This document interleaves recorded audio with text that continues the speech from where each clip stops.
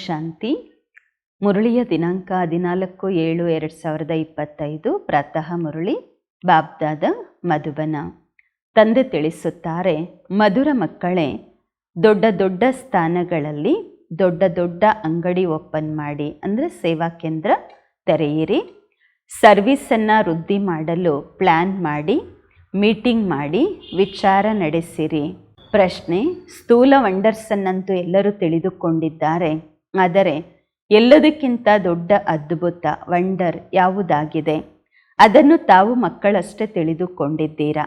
ಉತ್ತರ: ಎಲ್ಲದಕ್ಕಿಂತ ದೊಡ್ಡ ವಂಡರ್ ಅಂತೂ ಇದಾಗಿದೆ. ಸರ್ವರ ಸದ್ಗತಿದಾತ ತಂದೆ ಸ್ವಯಂ ಬಂದು ಓದಿಸುತ್ತಿದ್ದಾರೆ.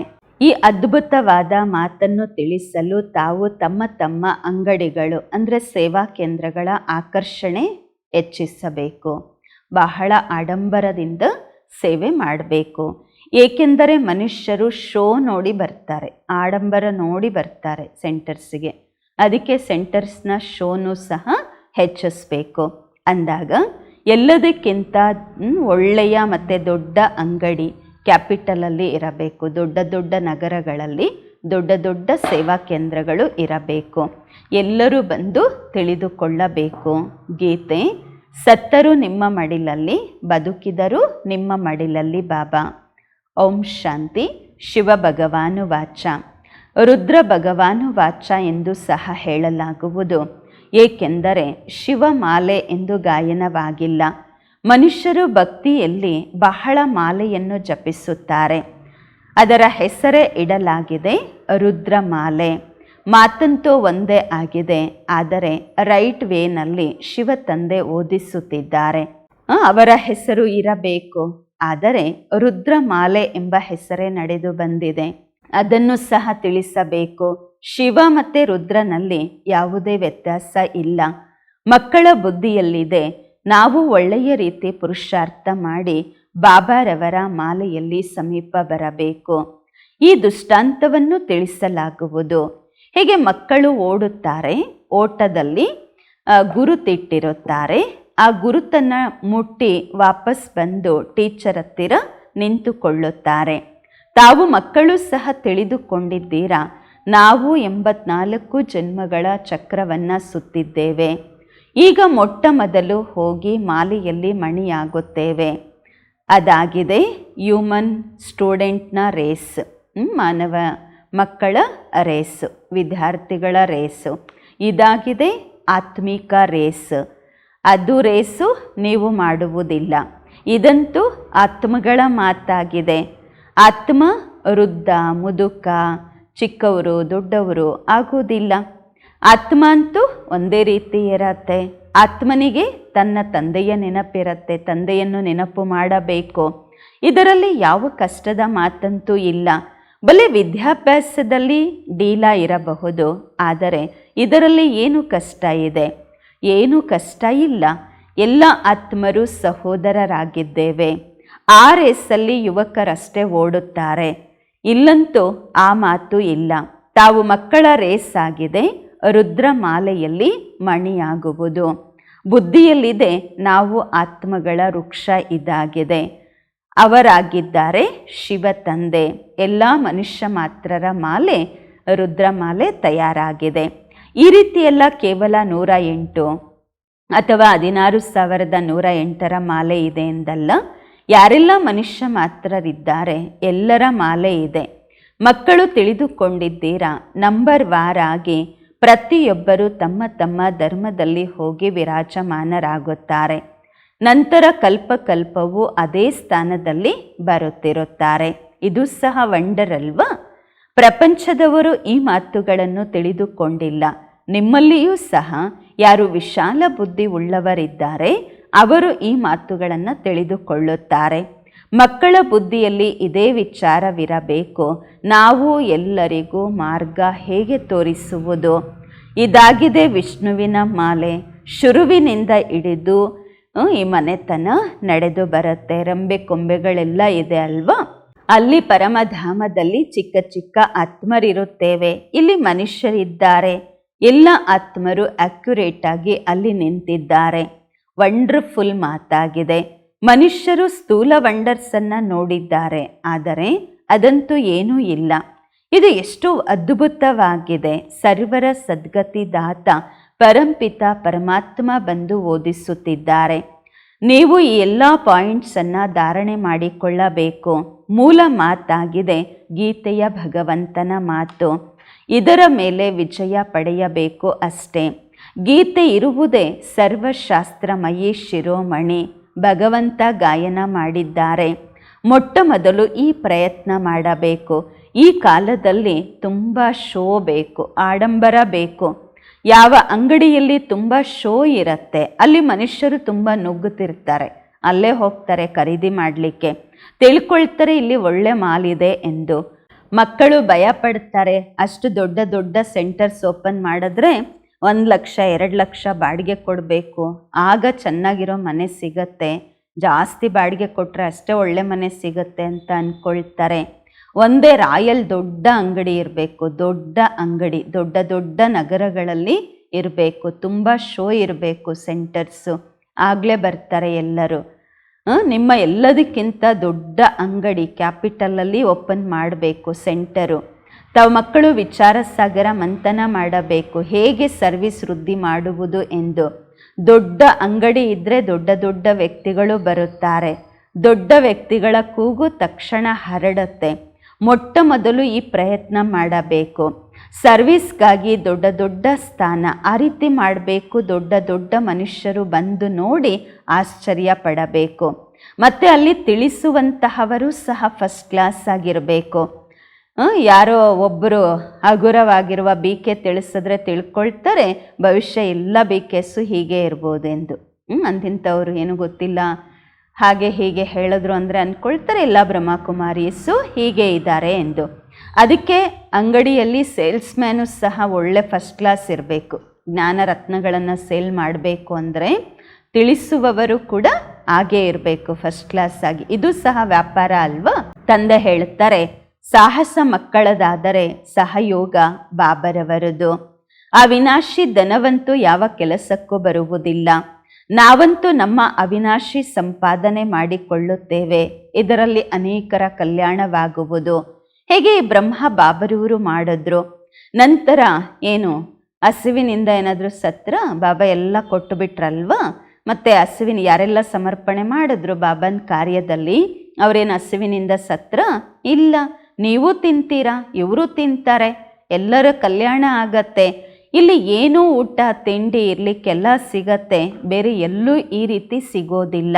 ಇದೆಲ್ಲವೂ ಮಕ್ಕಳಿಗಾಗಿ ಆಗಿದೆ.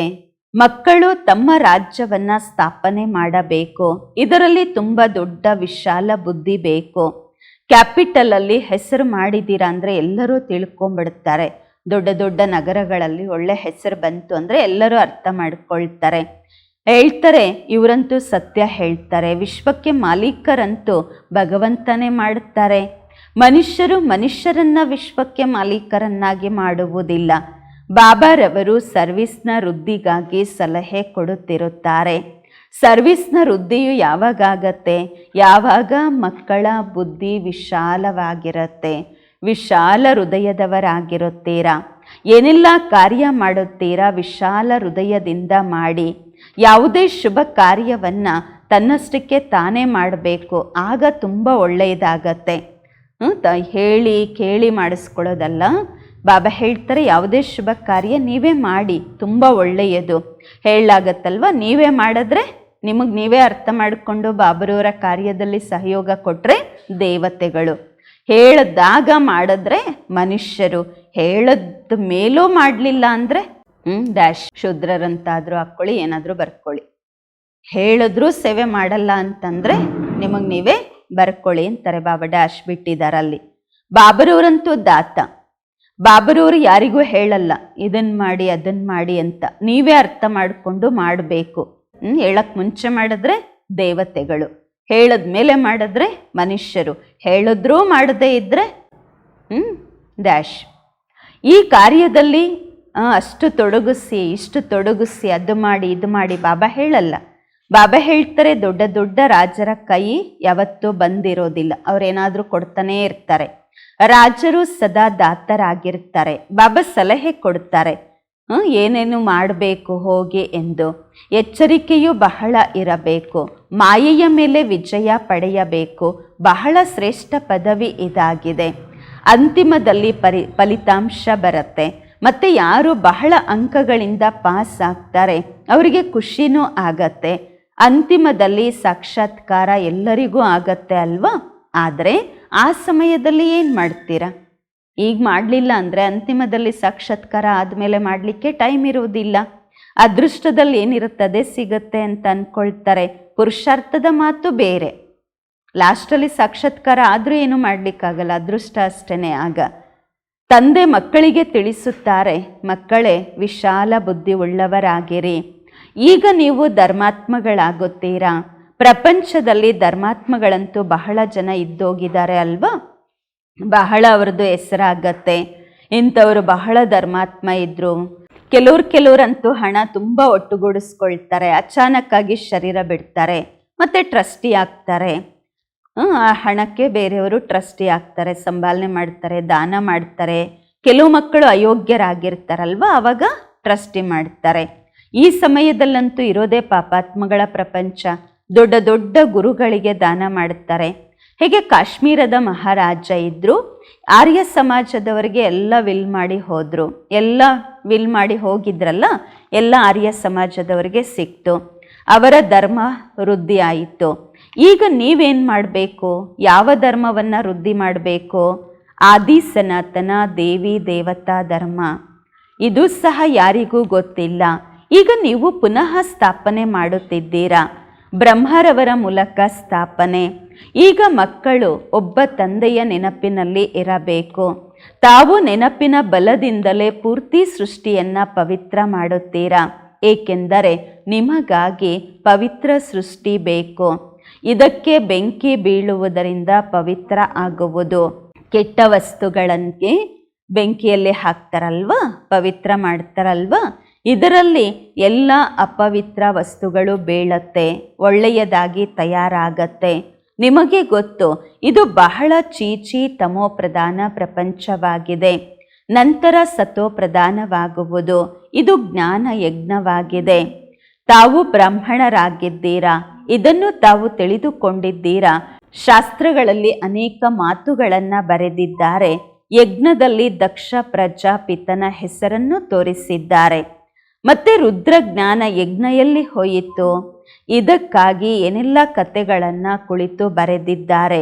ಯಜ್ಞದ ವರ್ಣನೆ ನಿಯಮಬದ್ಧವಾಗಿ ಬರೆದಿಲ್ಲ. ತಂದೆಯೇ ಬಂದು ಎಲ್ಲವನ್ನೂ ತಿಳಿಸುತ್ತಾರೆ. ಈಗ ತಾವು ಮಕ್ಕಳ ಜ್ಞಾನ ಯಜ್ಞ ರಚನೆಯಾಗಿದೆ ಶ್ರೀಮತದಿಂದ. ಈ ಜ್ಞಾನ ಯಜ್ಞ ಮತ್ತು ವಿದ್ಯಾಲಯವೂ ಆಗಿದೆ. ಇದು ಜ್ಞಾನ ಯಜ್ಞವೂ ಹೌದು, ವಿಶ್ವವಿದ್ಯಾಲಯವೂ ಹೌದು.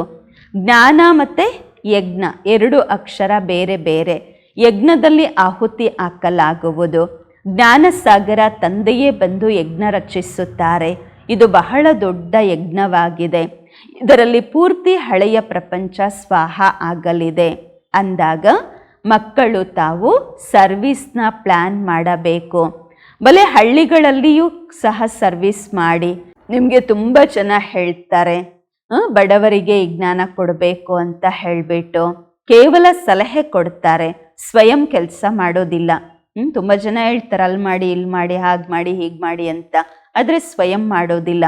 ಸರ್ವಿಸ್ ಮಾಡಲ್ಲ, ಕೇವಲ ಸಲಹೆ ಕೊಡ್ತಿರ್ತಾರೆ, ಆಗ ಮಾಡಿ ಈಗ ಮಾಡಿ ತುಂಬ ಚೆನ್ನಾಗಿರತ್ತೆ ಅಂತ. ಆದರೆ ನೀವು ಬನ್ನಿ ಅಂತ ಹೇಳಿದ್ರೆ ಹೇಳ್ತಾರೆ ನಮ್ಗೆ ಪುರ್ಸತ್ತಿಲ್ಲ ಅಂತ. ಜ್ಞಾನ ತುಂಬ ಚೆನ್ನಾಗಿದೆ, ಎಲ್ಲರಿಗೂ ಈ ಜ್ಞಾನ ಸಿಗಬೇಕು.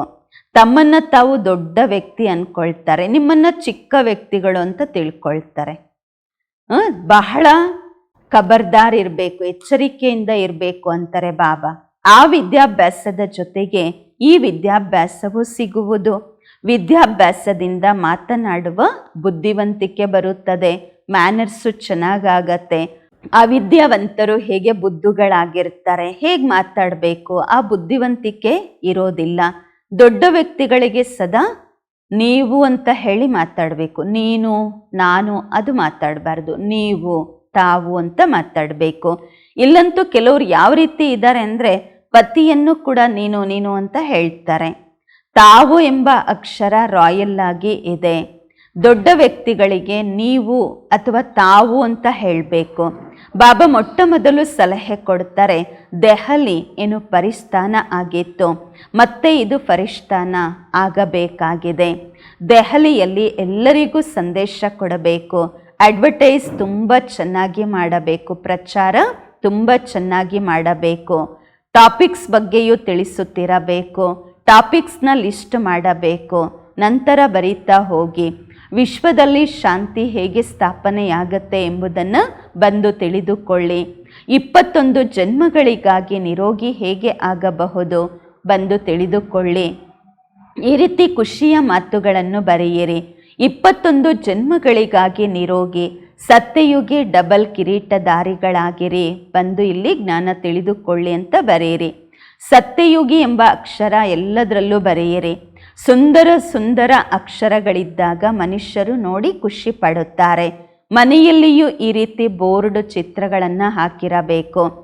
ತಮ್ಮ ವ್ಯಾಪಾರ ಬಲೆ ಮಾಡಿ, ಕೆಲಸ ಕಾರ್ಯಗಳನ್ನು ಬಲೆ ಮಾಡಿ, ಜೊತೆಗೆ ಈ ಸರ್ವಿಸನ್ನು ಮಾಡುತ್ತಾ ಇರಿ. ವ್ಯಾಪಾರದಲ್ಲಿ ಇಡೀ ದಿನ ಇರ್ತೀರಾ ಏನು? ಇಡೀ ದಿನ ಅದರಲ್ಲೇ ಇರಬೇಕಾ?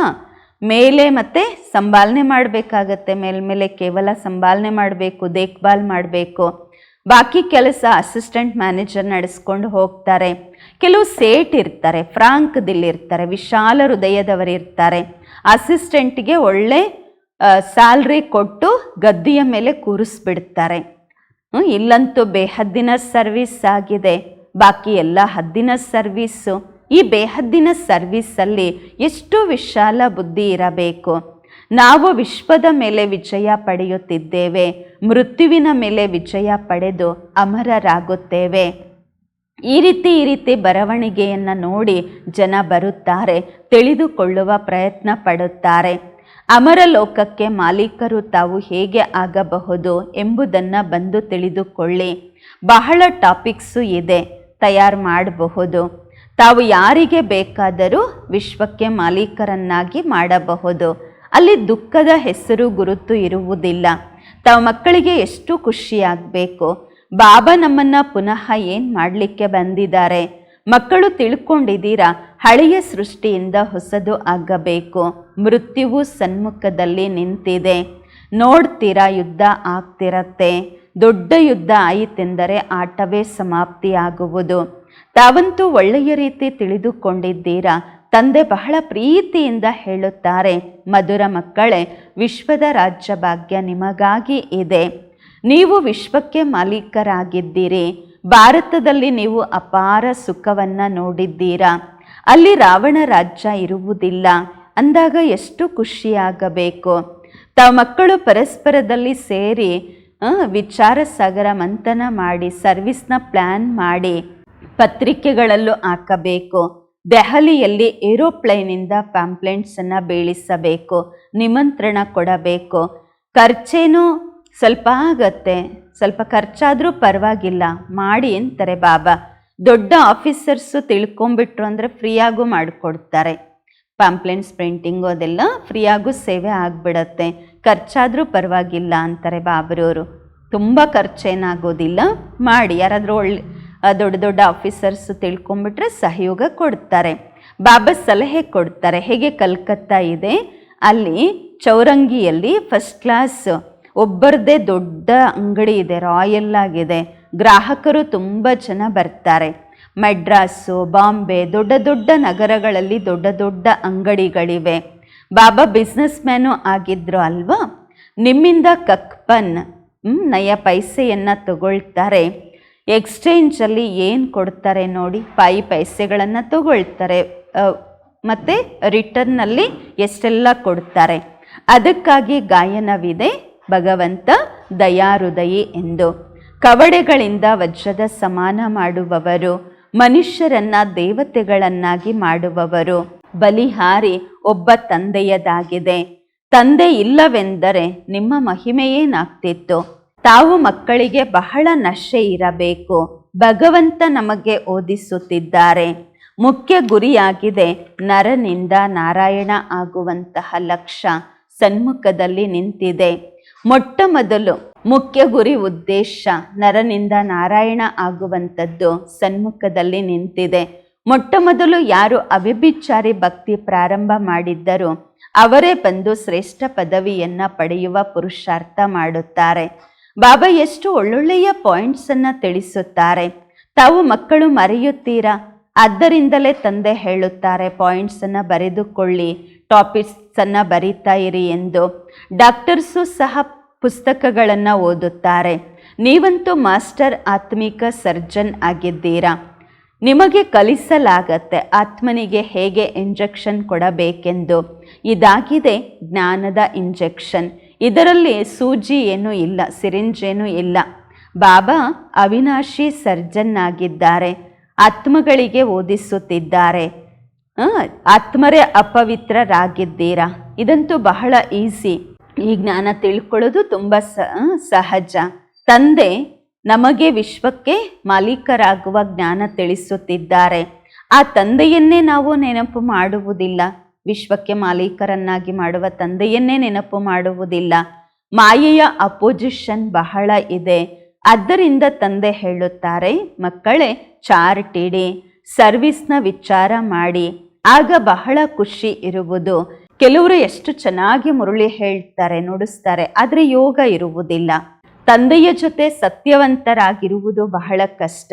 ಒಂದ್ ವೇಳೆ ತಿಳ್ಕೊಳ್ತಾರೆ ನಾವು ಬಹಳ ತೀಕ್ಷ್ಣವಾಗಿದ್ದೇವೆಂದು, ಬಾಬರೂರನ್ನ ನೆನಪು ಮಾಡಿ ಚಾರ್ಟ್ ಕಳಿಸಿದಾಗ ಬಾಬಾ ತಿಳ್ಕೊಳ್ತಾರೆ ಎಲ್ಲಿಯವರೆಗೆ ಇವರು ಸತ್ಯವಾಗಿದ್ದಾರೆ, ಎಷ್ಟು ಸುಳ್ಳಿದೆ ಅಂತ. ಒಳ್ಳೆಯದು, ಮಕ್ಕಳಿಗೆ ತಿಳಿಸಲಾಗುವುದು. ಸೇಲ್ಸ್ಮೆನ್ ಆಗಿರಿ, ವ್ಯಾಪಾರಸ್ಥರಾಗಿರಿ, ಅವಿನಾಶಿ ಜ್ಞಾನ ರತ್ನಗಳ ಸೇಲ್ಸ್ಮೆನ್ ಆಗಿರಿ. ಒಳ್ಳೆಯದು. ಮಧುರಾತಿ ಮಧುರ ಅಗಲಿ ಹೋಗಿ ಮರಳಿ ಸಿಕ್ಕಿರುವ ಮಕ್ಕಳ ಪ್ರತಿಯಾಗಿ ಮಾತ್ಪಿತಾ ಬಾಬ್ದಾದರವರ ನೆನಪು, ಪ್ರೀತಿ, ಬೆಳಗಿನ ವಂದನೆಗಳು. ಆತ್ಮೀಕ ಮಕ್ಕಳಿಗೆ ಆತ್ಮೀಕ ತಂದೆಯ ನಮಸ್ಕಾರಗಳು. ನಾವು ಆತ್ಮೀಕ ಮಕ್ಕಳಿಂದ ಆತ್ಮೀಕ ಮಾತ್ಪಿತಾ ಬಾಬ್ದಾದರವರಿಗೆ ನೆನಪು, ಪ್ರೀತಿ, ಬೆಳಗಿನ ವಂದನೆಗಳು ಹಾಗೂ ನಮಸ್ಕಾರಗಳು. ಧಾರಣೆಗಾಗಿ ಮುಖ್ಯ ಸಾರ. ಫಸ್ಟ್ ಪಾಯಿಂಟು, ಮುಖ್ಯ ಗುರಿ ಉದ್ದೇಶವನ್ನು ಸನ್ಮುಖದಲ್ಲಿಟ್ಟುಕೊಂಡು ನಶೆಯಲ್ಲಿ ಇರಬೇಕು. ಮಾಸ್ಟರ್ ಆತ್ಮಿಕ ಸರ್ಜನ್ ಆಗಿ ಎಲ್ಲರಿಗೂ ಜ್ಞಾನದ ಇಂಜೆಕ್ಷನ್ ಕೊಡಬೇಕು.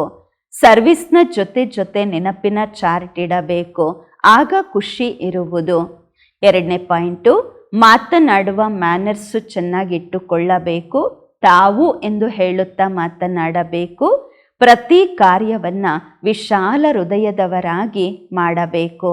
ವರದಾನ, ಸರ್ವ ಕರ್ಮೇಂದ್ರಿಯಗಳ ಆಕರ್ಷಣೆಯಿಂದ ಭಿನ್ನರು, ಕಮಲ ಸಮಾನ ಇರುವಂತಹ ದಿವ್ಯ ಬುದ್ಧಿ ಮತ್ತು ದಿವ್ಯ ನೇತ್ರದ ವರದಾನಿಗಳಾಗಿರಿ. ಸರ್ವ ಕರ್ಮೇಂದ್ರಿಯಗಳ ಆಕರ್ಷಣೆಯಿಂದ ಭಿನ್ನರು, ಕಮಲ ಪುಷ್ಪದ ಸಮಾನ ಇರುವಂತಹ ದಿವ್ಯ ಬುದ್ಧಿ ಮತ್ತು ದಿವ್ಯ ನೇತ್ರದ ವರದಾನಿಗಳಾಗಿರಿ. ವರದಾನದ ವಿಶ್ಲೇಷಣೆ. ಬಾಬ್ದಾದರವರ ಮೂಲಕ ಪ್ರತಿ ಬ್ರಾಹ್ಮಣ ಮಗುವಿಗೂ ಜನ್ಮವಾಗುತ್ತಿದ್ದಂತೆಯೇ ದಿವ್ಯ ಸಮರ್ಥ ಬುದ್ಧಿ ಮತ್ತು ದಿವ್ಯ ನೇತ್ರದ ವರದಾನ ಸಿಕ್ಕಿದೆ.